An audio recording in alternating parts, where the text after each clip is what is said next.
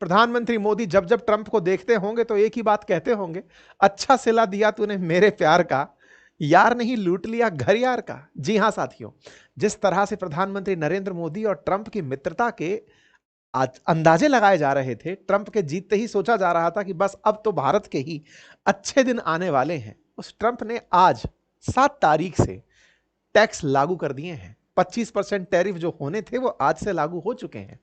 साथ ही साथ 25% additional tariff आज से 2 हफ्ते बाद लागू हो जाएंगे। कुल मिलाकर टैरिफों की शुरुआत हो चुकी है। खैर, टैरिफ की शुरुआत हुई, दोस्त का दोस्त को मिला धोखा देखा गया, जिसके चलते भारत ने फिर अपने पुराने दोस्तों को याद किया। पुराने दोस्तों में जहां एक और रूस बैठा है, वहीं दूसरी ओर ब्रिक्स के तहत बने ताजा ताजा नए दोस्तों की चर्चा है। आज के सेशन में चर्चा करेंगे कि भारत का पुराना मित्र रूस अपने राष्ट्रपति पुतिन को भारत भेज रहा है। दूसरी तरफ चर्चा करेंगे कि हाल ही में प्रधानमंत्री नरेंद्र मोदी को ब्रिक्स की समिट में ब्राजील में वहां का सर्वोच्च सम्मान दिया गया था, स्टेट डिनर रखा गया था।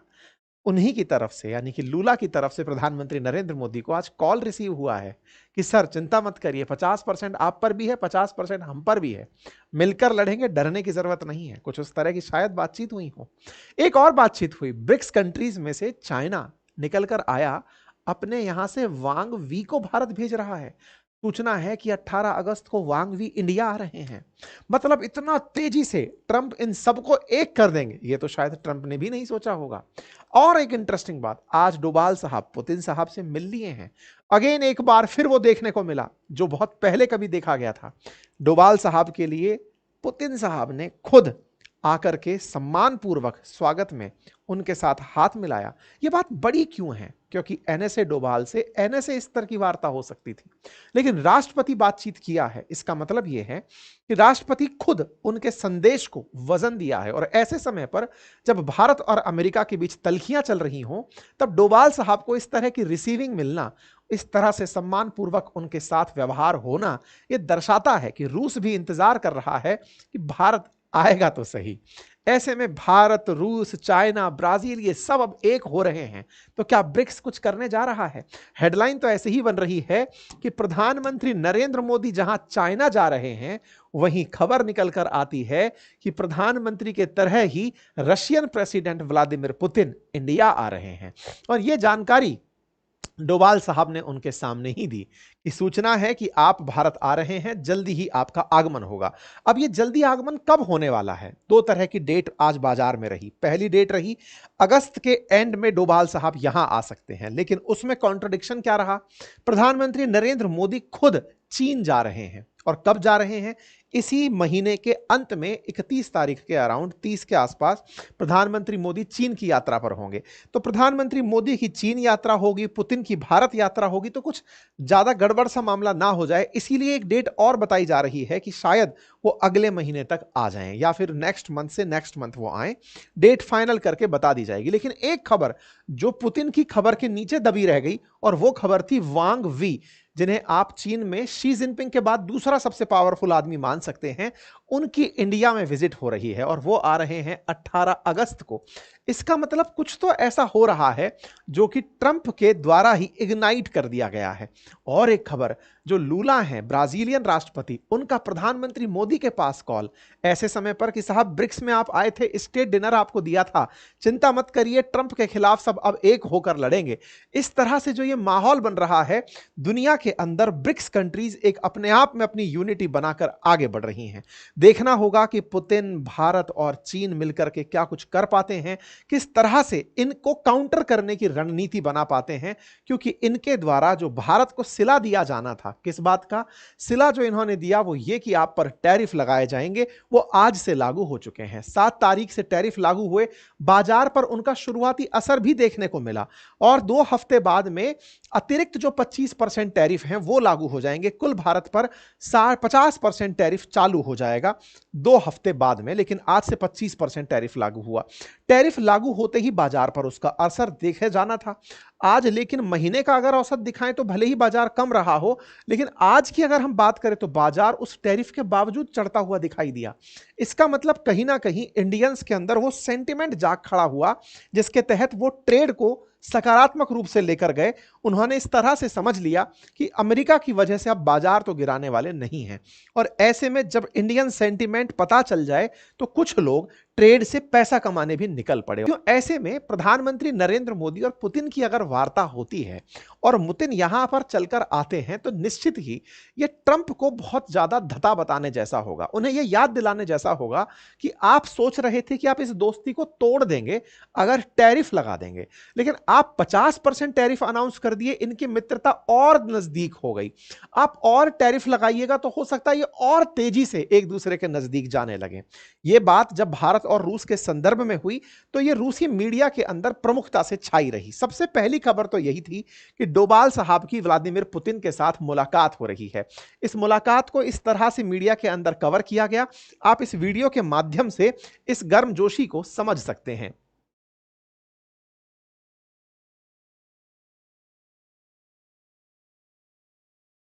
यहां पर डोभाल साहब के साथ पुतिन, राष्ट्रपति पुतिन जिस गर्मजोशी के साथ मिल रहे हैं, ये अगेन ये भारत के संदेश को बहुत गंभीरता से लेने की तरह है, क्योंकि कहीं ना कहीं ये माना जाता है कि एनएसए से एनएसए की बातचीत होती है। क्या एनएसए डोभाल साहब के साथ वहां के एनएसए की बात नहीं हुई? हुई, वो बातचीत भी हुई, लेकिन राष्ट्रपति के साथ भी बातचीत हुई, और इसी के चलते खबर निकल कर आई कि पुतिन भारत आ रहे हैं इस साल के अंत तक।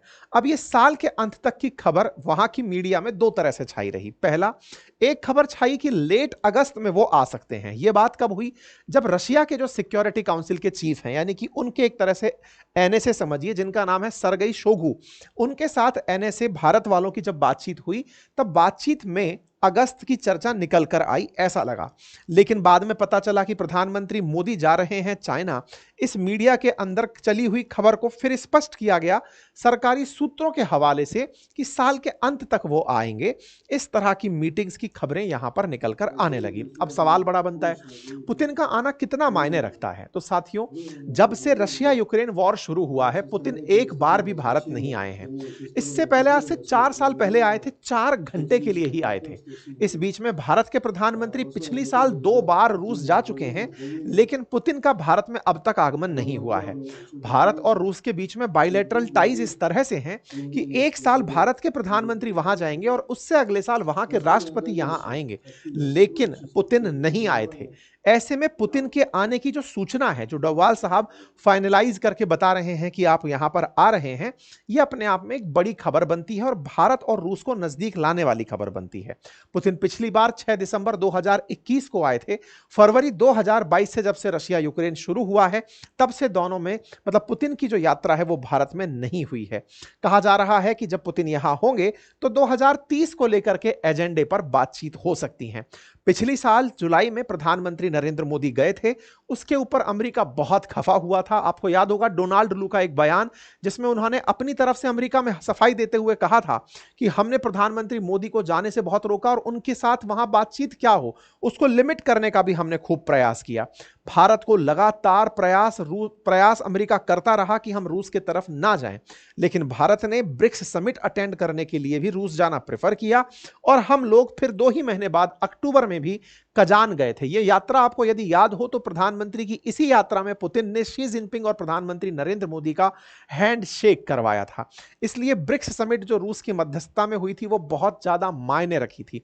ऐसे में अब यह खबर आना कि रूस के राष्ट्रपति भारत आ रहे हैं, ये इनको बड़ा नागवारा गुजरेगा, क्योंकि ये चाहते थे रूस को आइसोलेट करना, लेकिन इन्हें नहीं पता था कि दुनिया के ब्रिक्स कंट्री पुतिन की जगह ट्रंप को ही आइसोलेट कर देंगे। ठीक है, तो ऐसे में ये सारी की सारी जानकारी मैंने आपके सामने रखने का प्रयास किया। ऐसे में लोग इनके मीम बनाकर मजे भी लेने लगे। जानकारी निकलकर आने लगी कि भारत के साथ ट्रंप ने जो खेला खेला है वो बहुत ही अनएक्सपेक्टेड है। उसने एशिया पैसिफिक में अपना एक मित्र खो दिया है। भारत के ऊपर हाईएस्ट टैरिफ लगाकर और चीन जो कि भारत से ज्यादा तेल खरीद रहा है उस पर टैरिफ ना लगाकर साफ दिखा दिया है कि ट्रंप को असल में चुभा तो सच था, जिसमें उनसे यह कहा गया था कि देखिए आपने भारत के साथ मध्यस्थता नहीं कराई थी, लेकिन इस सच को बस ये स्वीकार नहीं कर पाए। हालांकि ट्रंप के कुछ माउथ पीस बाहर निकलकर आए, उन्होंने कहना शुरू किया कि भारत हमसे डॉलर कमाता है और उन डॉलरों को रूस को दे देता है। तो भाई साहब माउथ पीस ध्यान से सुनिएगा, भारत डॉलर कमाता है, भिगा भीख में आप नहीं देते। हम आपको माल बेचते हैं और आप हमारे उस माल की कीमत अदा करते हैं। आपको हमारा सामान अच्छा लगता है, कम दाम पर उपलब्ध होता लगता है, तो आप सामान खरीदते हैं। आपके पास और अल्टरनेटिव्स हैं, आप उनसे सामान खरीदेंगे अगर कोई आपको सस्ता सामान देगा। आपको भारत से सस्ता सामान मिलता था, इसके बावजूद भी हमारे वस्तु की कोई वैल्यू ही नहीं है। आप कह रहे हैं कि हम उसे डॉलर देते थे, खैरात में नहीं देते थे, आप हमको अपने वस्तु की कीमत अदा करते थे। अब आप उस कीमत को भारत अपने तेल खरीदने में खर्च करे, इससे आपको लगता है कि रूस फलिपोषित हो रहा है, तो यह आपकी गलतफहमी है, इसका कोई इलाज नहीं है। लोग इनके खूब आनंद इस बात के ऊपर लेना शुरू हुए, देश भर में खूब चर्चाएं हुई। ट्रंप से भी पूछा गया तो ट्रंप ने कहा अभी तो बस 8 घंटे हुए हैं, अभी तो बस शुरुआत है, इससे आगे भी बहुत कुछ होना है। कितना होगा? तो ग्राहम लिंडसे की अगर हम बात सुन लें तो उसके अनुसार 500% तक टैरिफ लगाया जा सकता है। मतलब आप ये मान लें कि भारत और अमेरिका के बीच में लगभग 130 बिलियन डॉलर का व्यापार है। अगर 80 बिलियन डॉलर का व्यापार भी जो भारत एक्सपोर्ट के रूप में करता है, अगर वो रुक जाता है, तो भारत जो ऑलरेडी 4 ट्रिलियन डॉलर की अर्थव्यवस्था है, वो इनके इस प्रयासों से बर्बाद नहीं हो जाएगी। ये सबसे ज्यादा समझने की आवश्यकता है।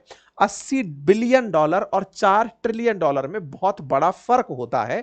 शायद ट्रंप कहीं ना कहीं कैलकुलेशन में मिस्टेक कर रहे हैं, जो बात भारत समझाने का प्रयास कर रहा है और कई तरीके से समझा रहा है। जैसे आज प्रधानमंत्री नरेंद्र मोदी ने ग्रीन रेवोल्यूशन के जनक रहे एमएस स्वामीनाथन के शताब्दी समारोह में बोलते हुए कहा कि हम किसी के आगे झुकेंगे नहीं। ये सीधा संदेश था ट्रंप को। क्यों था? क्योंकि ट्रंप भारत को जीएम क्रॉप्स बेचने का प्रयास कर रहे हैं। ट्रंप भारत को नॉनवेज मिल्क बेचने का प्रयास कर रहे हैं। भारत के साथ जो ट्रेड डील्स हैं उसमें एग्रीकल्चर में जीएम क्रॉप्स के माध्यम से भारत के किसानों को पछाड़ने का प्रयास कर रहे थे, जिसको भारत ने लगातार नेगोशिएशंस में नहीं सुना। हमने इस पर आपको समय रहते हुए सेशंस भी किए थे। संभवतः आपको हमारे पुराने सेशन याद हो, आप जाकर अपनी पाठशाला पर और बातें बाजार की एप्लीकेशन पर देख सकते हैं। मैंने वहां पर डिटेल में बताया था कि अमेरिका हमें जीएम क्रॉप बेचना चाहता है। यह मैं आपको 1.25 महीने पहले बता चुका हूं। 15 दिन पहले मैं आपको नॉनवेज मिल्क की बात बता चुका हूं और आज यही बात प्रधानमंत्री ने अपने बयान में कही और उन्होंने कहा कि सर्वोच्च प्राथमिकता है किसानों के हित। अपने किसानों के इन्होंने किसानों की बात को दोहराया, पशुपालकों की बात दोहराई। इससे आप समझ सकते हैं कि किसानों का मतलब है जीएम फसलें, और जब पशुपालकों की बात हो रही है तो नॉनवेज मिल्क की बात हो रही है। इस पर साफ कहा कि हम उस मसले पर कभी समझौता नहीं करेंगे। इन्होंने एक लाइन और कही, इससे मेरा व्यक्तिगत बहुत नुकसान है। ये किस व्यक्तिगत नुकसान की बात कर रहे हैं? असल मायने में प्रधानमंत्री नरेंद्र मोदी को जब जब टैरिफ लगेगा, केवल उनकी छवि को ही सबसे ज्यादा नुकसान पहुंचेगा। किस तरह का नुकसान? कि आपका तो मित्र हुआ था ट्रंप, आप ही गए थे हाउडी मोदी से हाउडी ट्रंप तक पहुंचने के लिए, आप ही कहने गए थे कि अब की बार ट्रंप सरकार। तो जब जब ट्रंप का टैरिफ लगेगा, असल में जब प्रधानमंत्री मोदी कह रहे हैं कि इससे मेरा नुकसान है, तो असल में इनकी खुद की छवि का बहुत नुकसान है। लेकिन फिर भी इन्होंने कहा कि अपने व्यक्तिगत नुकसान को किनारे रखते हुए अपने किसानों के लिए, अपने पशुपालकों के लिए, अपने मछुआरों के लिए हम नहीं झुकेंगे। प्रधानमंत्री कहां बोल रहे थे? तो प्रधानमंत्री बोल रहे थे एमएस स्वामीनाथन के जन्म शताब्दी समारोह में। कौन है आप? एमएस स्वामीनाथन ही भारत के अंदर ग्रीन रेवोल्यूशन के जनक कहे जाते हैं। साथियों, एक ऐतिहासिक घटना आपको याद दिलाता हूं। एक समय की बात है जब भारत में अनाज का संकट था। एक समय की बात है जब युद्ध लड़ते सैनिकों को भोजन भिजाने के लिए हमारे प्रधानमंत्री ने जय जवान जय किसान जैसा नारा दिया था।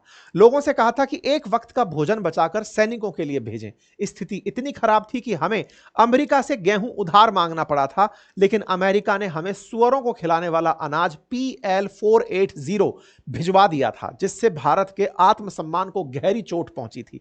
उसी समय पर एमएस स्वामीनाथन के सलाह पर भारत के अंदर हरित क्रांति लाई गई, नहरों का जाल बिछाया गया, हाई यील्ड वैरायटी की क्रॉप्स बोई गई, फर्टिलाइजर्स का उपयोग किया गया। हरियाणा, पंजाब और उत्तर प्रदेश के उत्तरी इलाकों को इस चीज के लिए चुना गया ताकि यहां पर पानी होगा, उच्च वैरायटी के क्रॉप्स उत्पन्न हो सकेंगी और फर्टिलाइजर्स का उपयोग होकर हम खाद्यान्न फसलों का उत्पादन कर पाएंगे। और परिणाम आपके सामने है। आज 140 करोड़ की आबादी के साथ, दुनिया में सबसे बड़ी आबादी के साथ भी भारत खाद्यान्न का इंपोर्टर नहीं, नेट एक्सपोर्टर है। आज हमारे पास में अनाज अपने अगले 2 सालों के लिए any time FCI food corporation of India के गोडाउन्स में सुरक्षित है। इससे एक बात तो साफ पता चलती है कि भारत में ऐसे बहुत विजनरी लीडर्स हुए हैं जिन्होंने अपने इंसल्ट का बदला कुछ करके लिया है। आज भारत के साथ जो हो रहा है, ट्रंप जो भारत के साथ खेला खेल रहे हैं, इससे नहीं, निश्चित ही कोई फिर और स्वामीनाथन जन्म लेंगे और वो उसको उसी अंदाज में जाकर के सिखाएंगे। खैर, फिलहाल के लिए भारत ने अपना संदेश इनको साफ कह दिया। आपको लगता है कि आप हमें दबा लेंगे, हम नहीं दबने वाले हैं, हमने संदेश साफ कर दिया। अब संदेश साफ है तो इसका मतलब है कि ये और बोराएंगे और हम पर खूब सारे टैरिफ ला देंगे। खैर, आप टैरिफ ला दिए क्योंकि अल्टीमेटली जब आप इलॉन मस्क के साथ थे, आपने उनका साथ छोड़ा। आप जेलेंस्की के साथ पहुंचे क्योंकि आपको रेयर अर्थ मिनरल चाहिए थे। आप चाइना के पास पहुंचे क्योंकि आपको रेयर अर्थ मिनरल चाहिए थे। भारत ने यही किया कि आज उसने रूस के साथ यही समझौता कर लिया है कि हम दोनों मिलकर के रेयर अर्थ एलिमेंट्स को एक्सप्लोर करेंगे। यानी अमेरिका जिस चीज के लिए दुनिया के देशों के साथ जुड़ करके योगदान चाहता था, आज भारत और रूस ने उस चीज में सहयोग बढ़ा दिया है। कहीं ना कहीं अब पुराने मित्र और घनिष्ठता के साथ एक दूसरे के साथ आ रहे हैं और ऐसे में एक नया मित्र लूला के रूप में ब्राजील से और मिल गए, जिन्होंने थोड़े दिन पहले यानी 2 दिन पहले ही जब टैरिफ उन पर लगे थे तो कहा था कि मैं ट्रंप को कॉल नहीं करूंगा, कॉल करना है तो ट्रंप कर ले। उन्होंने आज प्रधानमंत्री मोदी को कॉल कर लिया और प्रधानमंत्री मोदी ने लिखा कि had a good conversation with President Lula. इन पर भी मैंने एक सेशन किया हुआ है कि ब्राजील और अमेरिका क्यों झगड़ रहे हैं, उसका सेशन मैंने अपनी पाठशाला पर किया है, आप जाकर चाहें तो देख सकते हैं। कुल मिलाकर ब्रिक्स कंट्रीज में से B4 ब्राजील का कॉल आ चुका है, R4 रशिया में डोवाल साहब बैठे हैं, I4 इंडिया के साथ जो चाइना कर रहा है, वो अमेरिका कर रहा है, वो सामने है। वांग वी 18 अगस्त को भारत होंगे, बचा साउथ अफ्रीका, उससे भी बातचीत कर ली जाएगी। तो 5 फाउंडिंग नेशंस अब जो उस समय ट्रंप के आने के समय सपना देख रहे थे, मुझे लगता है वो जल्दी ही पूरा होगा। अब सवाल यह है, इस पूरे घटनाक्रम पर चीन का कोई रिप्लाई आया या नहीं आया? चीन ने बकायदा कहा कि इंडिया का ट्रंप के खिलाफ इस तरह खड़ा होना सही है। उनका कहना था कि भारत एक सॉवरेन कंट्री है, उसे अपने हितों की रक्षा करना मैंडेटरी है। India sovereignty is non negotiable and its foreign policy choices cannot be manipulated by other countries। ऐसा कहते हुए चीन ने भारत का साथ देने का, एक तरह से या कहिए कि भारत के साथ पॉलिसी में साथ देने का मत दर्शाया। हालांकि चीन और भारत के बीच में तमाम मत भिन्नताएं हैं, केवल एक प्रकार के मत से आप उसके सारे पाप मिटा नहीं सकते। लेकिन ट्रंप पर भी क्या भरोसा करें, क्या अमेरिका पर भरोसा करें? जियोपॉलिटिक्स में कोई परमानेंट मित्र और शत्रु नहीं। ऐसे में फिलहाल के हालात में भारत के लिए जो उचित है वो आपके साथ चर्चा में लिया जा रहा है। इन तमाम चीजों के साथ साथ हमने आपके सामने ट्रंप की कुछ और बातें रखनी है। ट्रंप की बातों में अपडेट यह है कि आपको कल के दिन जब मैंने सेशन किया था तब बताया था कि विटकॉफ जाकर पुतिन से मुलाकात किए हैं। कल मैंने सेशन में यह जानकारी दी थी। ट्रंप ने इस बारे में सबको जानकारी दी कि विटकॉफ पुतिन से मिल लिए हैं। कुछ बढ़िया खबर आ सकती है। बढ़िया खबर क्या हो सकती है ट्रंप के लिए? सबसे बढ़िया खबर ट्रंप के लिए यह हो सकती है कि पुतिन और जेलेंस्की एक टेबल पर बात करने के लिए तैयार हो जाएं। यह बात पुतिन से जब पूछी गई उस समय पर जब यूएई के किंग जो हैं अल नाहयान, वो पुतिन के साथ मिलने गए हुए हैं, रशिया गए हुए हैं। तो नाहयान के प्रेजेंस में पुतिन से जब पत्रकारों ने यह सवाल पूछा कि सर पता चल रहा है कि आपके और ट्रंप के बीच कुछ बढ़िया होने जा रहा है, तो उन्होंने कहा कि हाँ, दुनिया के बहुत से देश चाहते हैं कि बढ़िया हो, ऐसे में हम भी इंतजार में हैं, लेकिन हमारी कुछ कंडीशंस हैं। ट्रंप पुतिन अपनी तरफ से डे 1 से कंडीशन लेकर चल रहे हैं और उनकी पहली कंडीशंस में है कि जेलेंस्की पहले पद छोड़े और उस क्षेत्र पर जिस पर हमने कब्जा कर लिया उस पर देखना भी छोड़ दे। ऐसे में खैर इनकी शर्तों को ट्रंप तो मानने वाले कहां हैं, लेकिन हां, अगर विटकॉफ को लगता है कि ट्रंप के लिए कुछ अच्छा संदेश मैंने दिया है तो हमारे अच्छे मित्र हमारे साथ हैं। इससे एक अंदाजा लगता है कि अगली मीटिंग अगर पुतिन के साथ वाकई में कहीं होगी तो वो हो सकता है यूएई के अंदर यानी दुबई के अंदर हो जाए, ऐसा लग रहा है। खैर इन सब बीचों के बीच में जेलेंस्की के लिए ट्रंप का इस तरह से बौखला जाना, यह भारत के लिए एक अपॉर्चुनिटी और पुराने मित्र के नजदीक जाने का मौका बनकर निकला है, ऐसा फिलहाल प्रतीत हो रहा है। बाकी आप लोगों को क्या